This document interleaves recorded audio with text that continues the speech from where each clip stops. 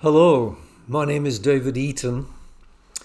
Welcome to the fifth episode of Church History Insights and Questions. The first one covered the Word of Wisdom. The second episode was on the development of temple building.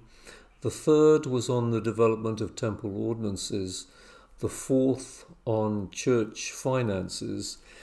This fifth episode is a little bit different.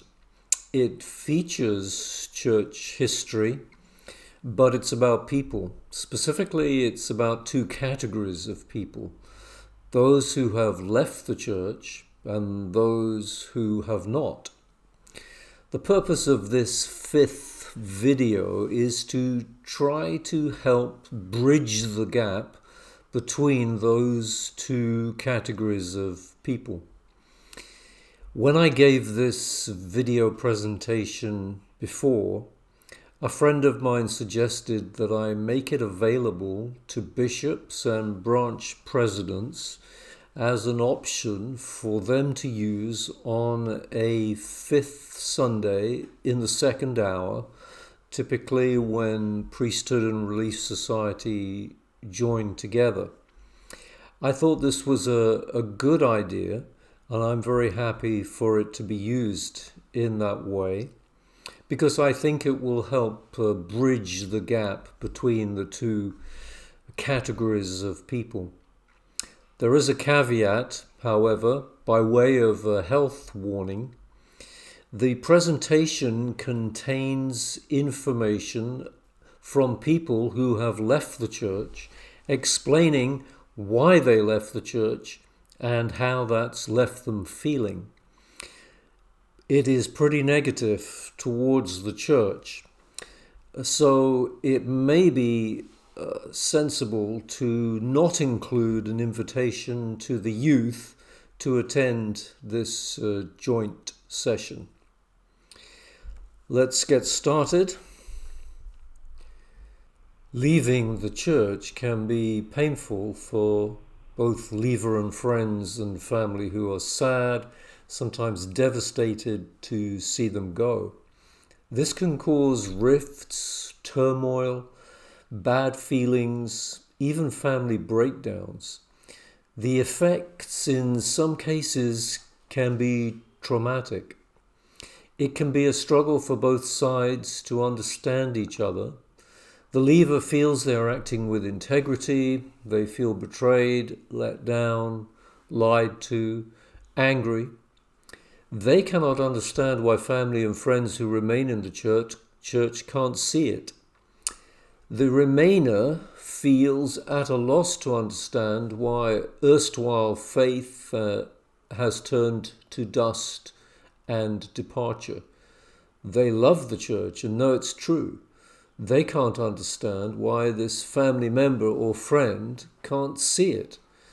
It can become a difficult and painful standoff. One thing that might help is to better understand more about why people leave the church and how that affects them. This might help to build better understanding and bridge the gap between those who leave and those who stay. Why they left and how leaving left them feeling. This is a research study I conducted in 2023, and I wrote a report and made it available to church leaders. I got data from 111 people. The research was conducted online between April and May 2023.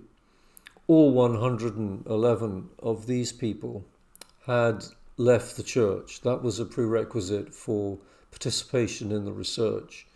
44 had had their names removed from the records of the church. 67 were still technically members, but they were not attending.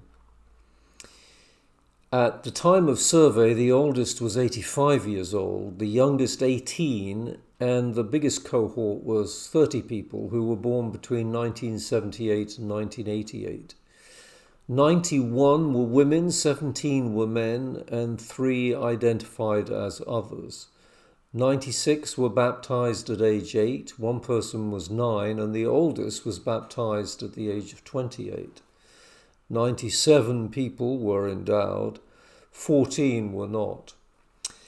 When they left the church, the youngest was 17 years old. There was one at 18 years old. 66 left the church aged under 40, and 45 left the church aged over 40. The oldest was 83 when she left the church. I asked them why they left, and they gave many different reasons, sometimes in just one word, and most often in many, many words, and multiple reasons from individuals. The number of mentions on the right-hand side are the number of people who mentioned the same thing, and so I've clustered those together. 29, and that's the top number of mentions, said that the church was not true, it was false, or it was not correct. 24 that cited LGBTQ reasons for leaving. 21 cited church history and historical reasons. I did mention that church history does feature. 20 cited information that they felt had been withheld or concealed or hid from them. 17 mentioned something to do with money, tithing, finances, church finances, SEC, and so on. We'll look at the first 5 in a little bit more detail. The first got 29 mentions. It's not true. Read the happiness letter. I learned that it was not true, not what I thought it was. And down the bottom, a quote which is quite representative of all of the comments that were made. It says, quote, "It was heart-wrenching to discover that the truth claims did not hold up, to feel betrayed by what I thought was true when I thought about some of the false messages that were taught, many of which are not taught now," close quote. This was a lady who left the church aged 45 in 2021. The second most frequently mentioned reason for leaving had to do with LGBTQ issues.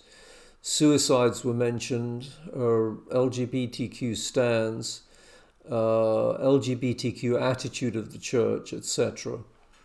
The quote on the right again sort of summarizes many of the thoughts expressed. Quote, "My sister came out as gay and I could not reconcile one of the best people I know who would stop for a stranger to buy them gas or give them her meal, not being allowed into heaven if she were to marry someone she was truly in love with. And the best that she could hope for is a supposedly loving God magically changing her mind once she dies and being the 17th wife of a polygamist man in heaven," close quote. This is a lady who left the church aged 25 in 2018. The third most frequently mentioned reason were matters to do with church history. After learning much more about church history, I decided I need to see what the church had to say about those things. And the quote on the right, "Historical problems, especially polygamy and priesthood ban, and more than anything, the gaslighting that happened whenever I tried to address these concerns with people," end of quote. This lady was baptized aged 8 and she left the church aged 21 in 2020. The fourth most frequently mentioned reason was things being withheld or concealed. The top one there, "I had an uncomfortable feeling that the full truth was being withheld." And the quote on the right, again, representational of many, many of the comments that were made in this section. Quote, "The history was awful. And the church trying to cover it up like they did just seemed like betrayal, end of quote. This lady left the church aged 39 in 2018. The fifth most frequently mentioned reason was to do with tithing or SEC or finance issues, transparency with finances, money hoarding, 100 billion but still take money from poor people. And the quote at the bottom, on the bottom right, quote, SEC financial cheating, making members clean chapels and temples while possessing billions of dollars, building totally unnecessary temples to maintain tax status, sitting on all that cash that could end world hunger, a corporation, not a religion, close quote. A lady who was baptized age 15 and she left the church age 60 in 2017. So those are the top 5 reasons that were put forward. The 6th reason, which I'm just going to cover very briefly, I think mainly because when I first read these comments, it had a big effect upon me. And it is in fact the effect upon children and family of the church. And these 5 ladies make these rather short but very telling comments. Quote, I'm concerned about the influence on my kids. Quote, initially because of my suicidal LGBTQ kids. Quote, I didn't want my children to be raised in the church. Quote, my children were being harmed mentally by the church. And finally, I couldn't raise my daughter in the church. For a church that puts the family right at the front and center, these are very telling comments, and they make one reflect upon how the church does affect people in their lives. For those who remain in the church, these comments will probably strike as being a bit strange, or they won't necessarily relate to them. But remember, these are actual comments from people who were members of the church, but who are no longer members of the church because they felt so strongly about these issues and these matters. Once I had asked why they left the church, I then asked, well, how did that leave them feeling? And 41 people used words like anger or angry, 27 sad, sadness, 18 betrayed, 17 heartbroken, devastated and shattered. And a summary quotation at the bottom from a lady who left the church aged 18 in 2005, quote, wounded, broken, and completely crushed. Positive feelings also came out from leaving the church. 32 sense of freedom, liberation, 30 relieved, 15 happy, 11 sense of peace. The quote at the bottom, sad in that I felt like I had given everything my entire life to an organization that was a fraud, but at the same time, incredible peace and freedom for getting out and living my life on my terms for once. End of quote. This lady left the church aged 39 in 2018. Those who remain in the church may not recognize it at all as a fraud. But again, this is the heartfelt feelings of this particular individual. There weren't many men, only 17 in fact, who responded to this online research questionnaire. And here is a man who left the church aged 36 in 2019. He says, quote, I am finding myself now more than ever. I am more at peace and learning so much every day. My marriage with a wife who also left with me is better than ever. We are grieving the loss of leaving together and connecting in healthy and positive ways. I am now able to connect with my non-Mormon neighbors and friends more deeply and appreciate their perspectives much more. End of quote. They were then asked how family and friends had reacted to them leaving the church. 36 said that they had stopped talking or had rejected them. 18 said that they had been disappointed, upset, critical. 17 refused to discuss. The quote at the bottom, "My then husband divorced me. My kids left with me and my parents and siblings have been sad.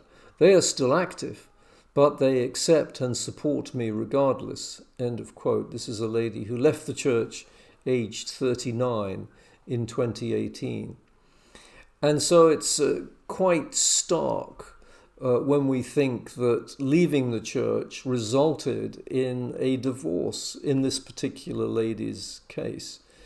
And we ought to bear in mind that there is a great deal of trauma involved when people leave the church, and it ought to strike our sensitivities in some way. And the quote at the top, "Some stopped talking to me, others raged at me, some never spoke to me again. It was hard to see that some relationships were literally founded on the church and not real friendships," close quote. This is a lady who left the church aged 32 in 2014. They were then asked about, again, how family and friends had reacted, and a quarter of the reactions were considered positive. 25 mentioned that they had received love and support from their family and friends. The quote on the right, "For the most part, they have been very kind and are trying to be supportive of what we think is healthiest for us." Close quote. This lady was baptized aged 8 and she left the church aged 45 in 2021. They were next asked how church leaders and members reacted to them leaving the church. And 57 out of the 108 people who provided answers to this question, 57 said that church leaders and members had been indifferent or didn't care. 32 said that there had been concern and they had been friendly and reached out. The bottom quote, "I had a letter from the stake president and also a member of the first quorum of 70 thanking me for all the work I had done. Most of my friends have stopped talking to me. No one, not one single person, has asked why." Close quote. This is a lady who left the church aged 42 in 2020. I think it's very sad that we're not asking people why they're leaving, and we're not interested enough in them to find out more about their concerns or their issues. And on the right, quote, "I had a bishop who was nuanced. He came over and talked with me about my concerns and was very kind. I don't think that is the norm for most people who have left." Close quote. This lady was baptized aged 8 and left the church aged 32 in 2014. They were then asked now how they now describe the church. Having left the church, looking back, how do they describe it? 49 people mentioned the word cult or cultish. 22 false, fake or fraudulent, 19 corporation, 15 harmful, damaging, dangerous, etc. The quote on the right, "A cult, anti-gay and hateful, a corporation and dishonest, more concerned with making money, hiding it, than being Christ-like and helping those in need.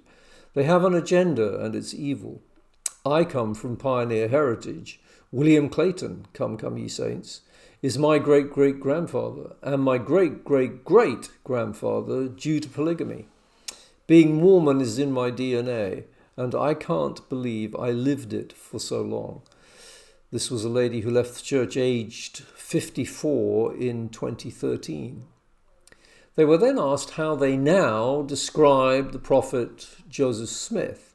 43 used words like liar and dishonest, deceiver. 40 used con man or con artist. 32 referred to him as a paedophile or a child molester. And on the right, a little quote here: "The greatest con man, fraud that ever lived." End of quote. This is a lady who left the church aged 39 in 2018. Those who remain in the church no doubt find some of these descriptions that those who have left the church have used as to be difficult to hear, and in some cases may even be offensive to hear. However, we do need to remember that these are the words that they used, and that's how they felt, and that contributed to their reasoning for leaving the church. They were then asked how they now describe Jesus Christ. 27 considered him imaginary or even non-existent. 15 weren't sure. 14, teacher or guru. 13, my Savior, Messiah, God, Lord. 12, loving, love. And then the quote on the right, quote, forgotten by the church. I remember thinking, where is Jesus Christ? We here learn more about the prophet and leaders and are clearly taught to follow them more than the Savior. Close quote. This was a lady who left the church aged 54 in 2013. And then they were asked to describe how they felt about the temple, or words used to describe the temple. 38 people mentioned cult in some form. 22 mentioned strange or crazy or weird in some form. 20 referred to Masonic and Freemasonry. 17, a waste of money. 9, boring, etc. And the quote on the right from a lady who left the church aged 66 in 2021, quote, Masonry, culty, weird. I gaslighted myself about the temple for decades because it was supposed to be wonderful, close quote. They were then asked to comment further if they had anything else that they wanted to add in addition to that which they had already stated in answering the previous questions. At the top, quote, I really appreciate you doing this survey. I feel like from my answers, excuse me, I may still fall into the category of angry ex-Mormon, but I appreciate you trying to delve deeper into why people leave. It's not a question that we often hear from those who have chosen to stay active, close quote. And this lady left the church aged 26 in 2021. The man underneath, quote, if the church would admit to mistakes and admit they're just men, they would do themselves good. They want both sides. When they do screw up, they remind us all they are fallible men. Otherwise, they want us to follow every word because they speak for God and don't make mistakes, close quote. This man left the church aged 49 in 2020. And below that, quote, the Mormon church works very well for a few people, unsatisfactory for most, and actively does harm to those on the margins. It's just the same as most large-scale human institutions. Those at the top have no reason to change it because they benefit the most from it.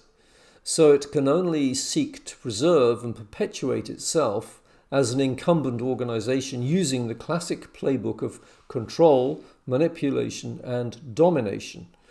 Christ made one thing clear. He had no respect for a church like this. Close quote. This man left the church aged 36 in 2019. I wish, this is a quote, final quote here from a lady, I wish that members and leaders would stop thinking we leave because we're offended or want to sin or have an axe to grind. I wish they knew that we tried so hard to stay. I am a descendant of Brigham Young, like a 7th generation Mormon, and I'm the one who's going to break that and break my mother's heart. I didn't want to do that. I tried so damn hard for so many years, but it got to the point where I had to justify going more than not going. We leave because we've been lied to, because we want to follow Jesus, because our mental health is suffering, because we care about others like black folks and LGBT folks, because we are following our conscience, because we want what's best for our children. Close quote. This lady left the church aged 41 in 2020. So a couple of points to perhaps emphasize in closing, and that is that you will have seen and recognized that some of the respondents to the research came from the United States and some came from the UK. It was about 50-50 between the US and the UK. Now, we've heard some pretty negative things there in the, or they will be negative to those who are active members of the church. They won't be negative, I don't suppose, or sound negative to those who have already left the church. But what has been presented here has been a much abbreviated version of a longer report. They are the actual statements and comments from 111 people who have left the church. And you've heard the reasons why they left and how it has left them feeling in their own words. In a sense, this presentation has given voice to those 111 people. Are they representative? Well, 111 is a very small number of people to do research amongst. And so none of the details, particularly the demographic statistics at the beginning, none of those are statistically reliable. It is really just giving a voice to 111 people who were kind enough to share their reasons online as to why they left. But you've heard those reasons. How do you feel?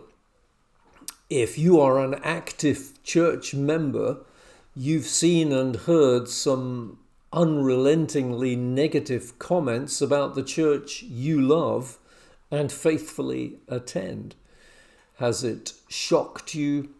Has it disturbed you?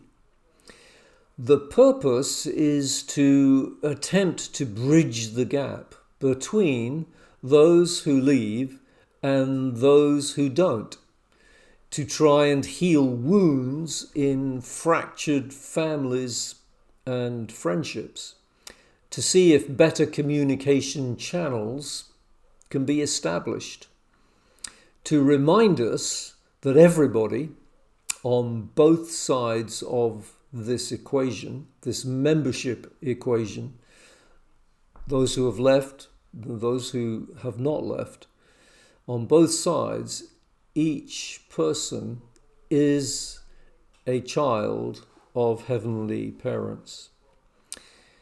You do not have to agree to anything you have heard or seen from this presentation. You may not accept any of the statements made or conclusions drawn, and that is perfectly fine. However, building bridges of understanding between those who have left and those who have not starts with better understanding why they left. Fostering firmer relationships of love and concern between the two groups requires both sides to listen to each other with love and patience. If you have been watching this on a fifth Sunday because your bishop and your branch president wanted to share it with you, it would now be a good time, as we come to the conclusion, to see if anybody has any questions, and to see if anybody has any concerns, to see if anybody has been adversely triggered by anything that they've heard or seen, and to extend comfort and reassurance to all who are present. Thank you for listening today.